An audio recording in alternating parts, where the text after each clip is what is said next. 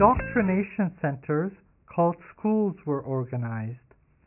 Starting at an early age with kindergartens, children were removed from the tutelage and sanctity of families and from the exploitation of factories.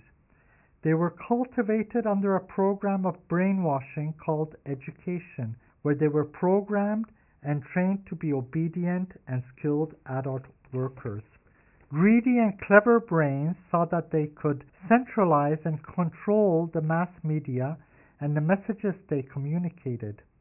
The brains of machines called computers got smaller, faster, more powerful, and cheaper, until their size shrunk from the size of a big room to the size of a small book.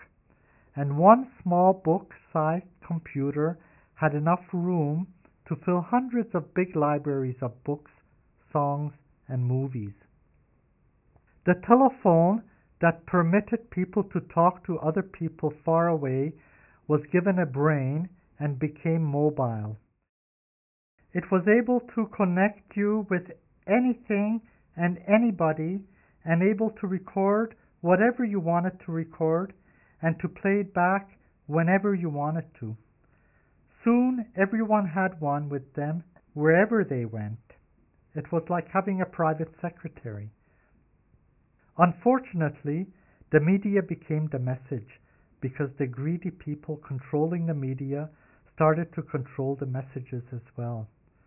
As cheap, meaningless messages were more profitable than valuable, useful ones, most of the messages brought little benefit to mankind. The people became complacent and preferred to see and listen instead of to read and write. With their new mass media machines, people listened to and watched a lot of messages. In time, it was seen that controlling people with the media was more effective than controlling them with fear.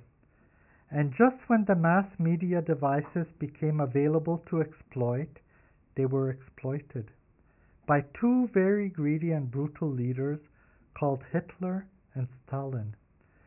The two were able to use fear with mass media to brainwash people all over the world to fear and hate and kill each other. Stalin slaughtered over 6 million people like cattle for fear of opposing political views. Hitler burned 6 million Jews in ovens for fear of contamination of race. The richest of the Jews managed to escape to America, where they prospered. Judea was given back to them as compensation for being almost exterminated. Their land had wasted in their absence, and they soon restored it to its former glory and made it fertile once more.